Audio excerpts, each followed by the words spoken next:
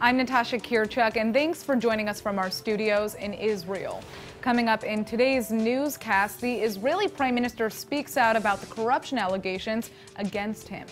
For the first time ever, a report shows just how high the glass ceiling is for women in Israel. And a new Israeli device has the ability to diagnose diseases within minutes. Stay tuned for the latest news in Israel.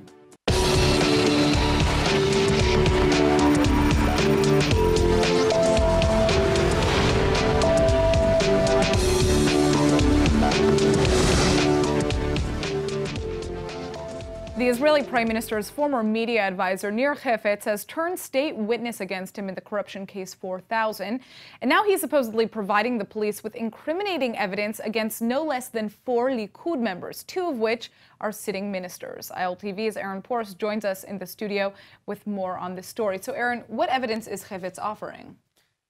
So neither the exact details of the evidence that he's offered nor the names of the 4 Likud members against which this evidence is supposedly enlightening have been released. So that's all under wraps right now. But according to Ynet News that reported this morning, Hefetz has released evidence that will discuss, deals, backroom deals with conflicts of interest, official misconduct, things regarding to healthcare, real estate, and more. And more, right. Now, Hefetz is the 3rd suspect to turn state's witness, and now he's offering up this extra information. What is Netanyahu's response? Well, again, there's a gag order. Netanyahu's not really responding to any specific anything, but he is continuing to say, as he's always said, that there is nothing, there will be nothing because there is nothing. He's denying any wrongdoing. He even actually went so far as to mock some of the investigations against him just yesterday while speaking in Washington. We can take a look at the exchange. Is this job as exciting as you once thought? And what's the pleasure of being prime minister? Oh, investigations. So again, all joking aside, Netanyahu has continued to blast all 4 corruption charges against him, saying they're a witch hunt. Yeah. On a side note, though, the deeper the investigations go, the more his support for the Likud party goes as well. So it's kind of this weird inverse relationship there. All right. Well, we're going to look at this issue a little bit more with our next guest. Like Aaron just mentioned, it seems that every time a new allegation is brought up against Prime Minister Netanyahu, he ends up receiving more support from the public, and his numbers in the polls go up. Now, here with us as to how and why that is happening is Ziv Maor, the editor-in-chief at mida.org.il. Thanks for coming in. All right, so tell us a little bit about this. Why do you think more Israelis are supporting Netanyahu, as despite all these mounting allegations that we're seeing? So the police started this quest to indict Netanyahu with a very low credibility from the public to begin with. We must remember that this is the same police that just 3 ago, all of the top officers in the police, not all of them, but many of them had to leave their positions due to sexual relations affairs within the police itself. This is the same police that let down the public and the 3 boys in 2014 when one of them, while being kidnapped, called the police and got no response. This is the same police that 10 years ago, in 2007, a judge said that the organized crime has infiltrated so deep into police and nothing intense happened about it. This is not a new organization. This is the same organization. Now, as for we didn't hear Netanyahu speaking about the police in this way you before. asked me why do I think the public does not buy these stories. This is the first reason. The police has got no credibility from the public. As to the probes themselves and the claims against Netanyahu. So I do believe that maybe the first mistake, the biggest story that we've heard details about is actually 2000, not 1000, the one with Noni Moses rather than with Milchen. Now, the thing is that the public memory is still fresh about the Israel Hayom bill from 2014, when other politicians promoted by legislation the interests of the same Noni Moses, and they gained a lot of public criticism, but no criminal activity or no criminal investigation started upon them. Now, this is the way it should be, but the public still remembers that such interaction between politicians and journalists and an owner of a newspaper is nothing criminal. The question is, it seems as if there's nothing that will change this growing support that we're seeing for Netanyahu. If more state witnesses were to be added by the police, would this have any impact as well? Is there anything that could change kind of his status in the public eye right now? So basically what we have is two versions. One of the prime minister says there is nothing and there will be nothing because there is nothing. And on the other hand, the official authorities that has no trust from the public. I'm not talking only about the police, but also the GA, which still employs several very problematic persons, such as Dina Zilber, who gains the trust of the GA, and he is the person to eventually decide whether or not to indict Netanyahu. And then this will go to the court. Once again, the same court that just a few years ago, 3 times in a row, ruled against a legitimate legislation to expel immigrants from South Tel Aviv. This is the same court that suffers from the same lame public image. So well, this is their there are version also against rumors about a snap election taking place. What is the likelihood? I mean, does it make political sense for Netanyahu to call a snap election right now? I do not know, to be honest. I mean, I'm in this business of politics and journalism for quite some time, and I've seen not a single accurate prophecy. I do not know what his advisors advising me with, but I can say that the current reason for the claims or the rumors that there will be elections soon does not seem serious to me. That is to say that if it is serious, it's something that Netanyahu himself initiated.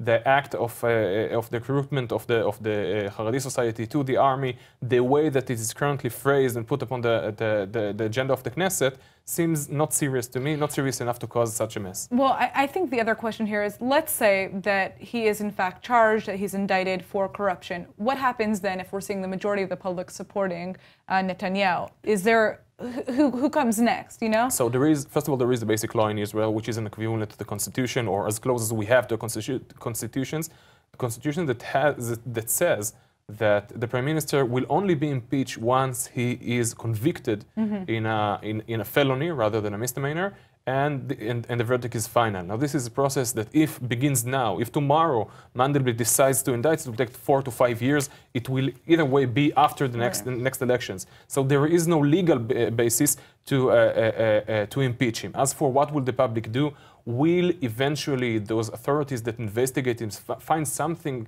to convince the public that Netanyahu is indeed corrupted? I'm in doubt, because I personally do not believe that he is corrupt, and that the entities that investigate him are more corrupt than him. All right. Well, thank you for joining us. You're welcome. The Knesset has just passed a controversial new law that will allow the Israeli police to withhold the bodies of Palestinian terrorists and use them as bargaining chips. District police commanders will now be able to determine whether or not to release a terrorist's body for burial. If there is fear that the funeral could be used to promote further incitement, praise terror, or be used to carry out another attack, Israeli officials will be able to hold onto the body until further notice. Israeli Public Security Minister Gilad Erdan says the law is disagreeable but necessary, since many past funerals have featured incitement for further attacks against Israel. The passing of this new law comes in response to outrage from the families of 4 Israelis who are currently being held by Hamas in the Gaza Strip.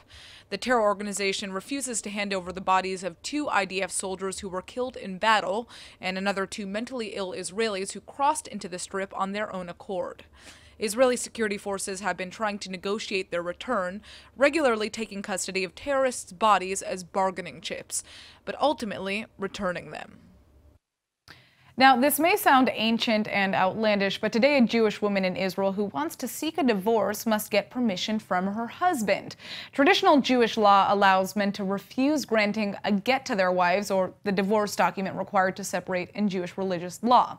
This means that in modern Israel, there are still many women who end up chained to husbands that they no longer want to be with. Well, the good news is that a bill has just passed its first reading in the Knesset that would allow Israel's rabbinical courts to sanction some of the men that are refusing to grant their wives a divorce.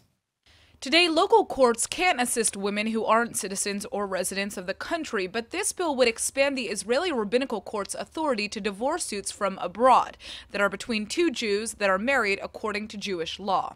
The husband would have to be physically present in Israel, and the wife would have to show proof that she had already attempted to get a divorce, both civil and Jewish, abroad. The rabbinical court would then be able to impose sanctions on the husband until he were to give his wife a divorce, including fines, short-term imprisonment, and even freezing his assets. The Israeli government is seeing a real problem in the former Soviet Union, where wealthy men often don't want to divorce their wives for financial reasons. but the bill they're trying to pass to combat this issue has faced lots of opposition. The Center for Women's Justice worries that it will just expand the control of the rabbinical court rather than disentangling the Jewish state from such sexist marriage laws. Today in Israel, there's no civil alternative for Jews who do not want to get married under rabbinic law. Rather, they have to get married abroad or just get married in a reformed Jewish wedding that isn't recognized by the state. After all of the back and forth, it's finally been confirmed Air India will now have a direct flight between Tel Aviv and New Delhi because the airline has finally been given permission to fly over Saudi Arabian airspace. This is a big deal because until now, Saudi Arabia has banned flights to and from Israel from passing through Saudi airspace. As a result, flights between Israel and India have become much longer because they're forced to detour around the Arabian Peninsula.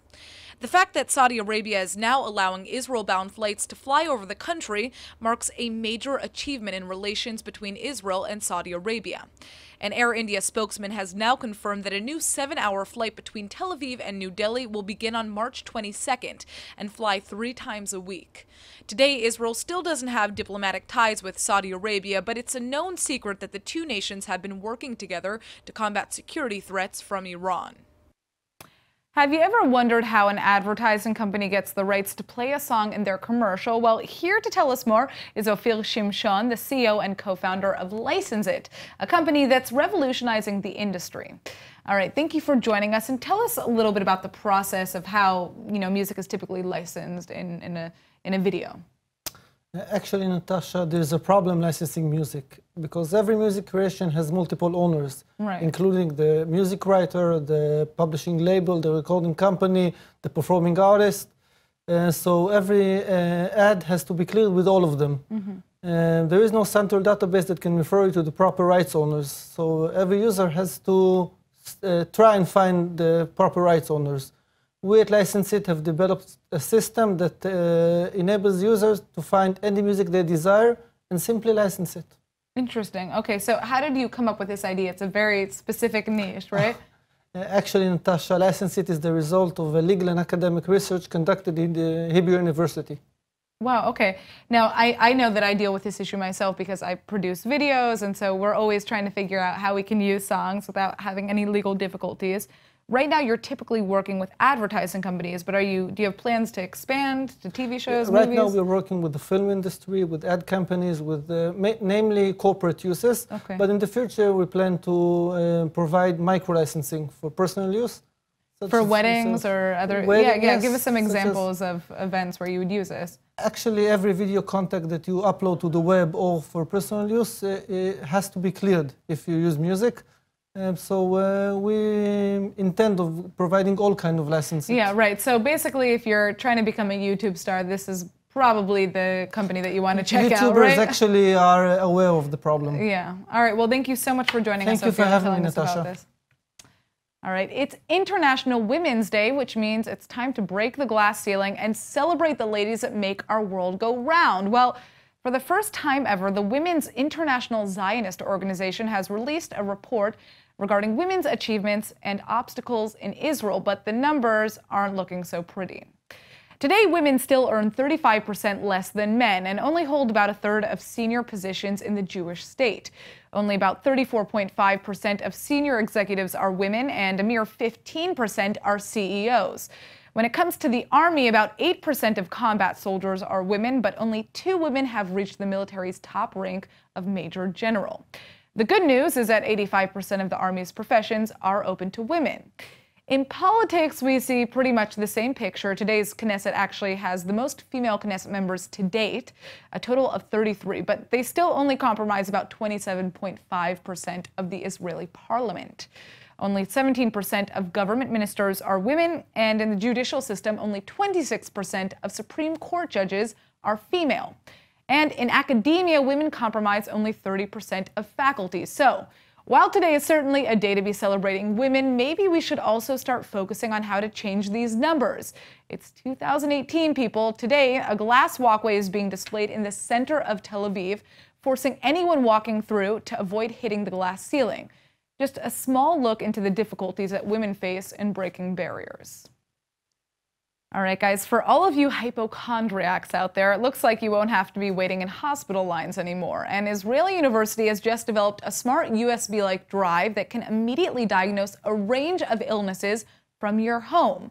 And the craziest part of all, well, the little kit costs just $5. Today, to diagnose a disease, a patient needs to conduct a blood test at a hospital or a specialized lab. And sometimes it can take days to get the results. Well, the technology arm of Ben Gurion University has created 2 biosensor kits that can diagnose stroke symptoms and dengue fever within minutes. All users have to do is prick their finger on a USB stick-like blood testing strip, which they then insert into a second device that looks like an iPhone. That device analyzes the chemical composition of the blood, sending the results directly to a physician. The little $5 kit could change the face of medicine by providing medical professionals with valuable and timely information to come up with the best course of action, and save money throughout the entire process. The kits have been developed in collaboration with the Singapore-based company Biosensors. Toys. We all have them lying around from our childhood, but somehow we never get rid of them. Well, now an Israeli company has come up with a brilliant way for families to share toys at an affordable price. And here to tell us more is the CEO and founder of Toy Swap, Nadav Leshem. Thanks for joining us. Hello. All right, so this seems like a very basic issue, but tell us about what you guys do. So Toy Swap basically is an online toy library for kids' toys. Monthly subscriptions entitles members to freely swap and exchange toys from our inventory, delivered directly to their door. And I guess one of the benefits here is that the toys are obviously lower, the cost is lower than it would be if you were to buy something new, right? Exactly, the cost is much lower. So the average family in the US spends about $500 per child per year. Wow. On toys specifically? On toys. And using our subscription, he can get a 1.5 years straight playing period for his kids. And for a much lower cost, you're saying? For a much lower cost. Okay, yes. Now this is really interesting. I mean, I'm assuming there are some parents out there who are, like, in the U.S. more specifically, a little bit scared of the hygiene issues with this. How do you guarantee that the toys come clean and ready? Yeah, of course. So every toy is coming back to our logistics center for cleaning and sterilization before he gets to the next kid. And you set, I guess somebody orders online and then you just send the toy to the home? That's how it works? Yes, exactly. They get them, the toys delivered directly to their door, and when the delivery guy he comes with the new toys, he take back the old ones back to our logistics center. Well, I'm sure that there are kids who are going to start loving the delivery men who come to their homes with the service, I find out right? that this is one of the biggest advantages that we provide. So the kids are, well, I did first deliveries, and kids already know me and just come straight to me to hug me. Because I'm the toy man. They're probably so excited. Yeah, I'm Santa Claus. I think Israel also just has a very different insight in terms of, you know, the toys that they give to their kids. Because here you don't see as many new, you know, toys store-bought that kids are playing with. They're often exchanging with their families or just using things around the house as toys. So I think this is a great idea. All right, thank you for joining us. Thank you very much. It looks like an Israeli book is making it to Hollywood. The Israeli sci-fi romance The Coincidence Makers is already a bestseller here in Israel. And now the Oscar-nominated screenwriter Richard Friedenberg is planning to adapt it for the big screen. The novel tells the story of 3 ordinary people who create and carry out coincidences that are designed to spark major world changes and even alter the course of history. The book has already been translated into 11 languages, including English, and it got such good reviews that the American screenwriter Friedenberg decided to adapt it. The American screenwriter is best known for his Oscar-nominated screenplay of Robert Redford's 1991 drama, A River Runs Through It. He'll be teaming up with the award-winning Israeli-American writer Mickey Levy to produce the film with Epic Pictures. I don't know about you, but I can't wait to see it.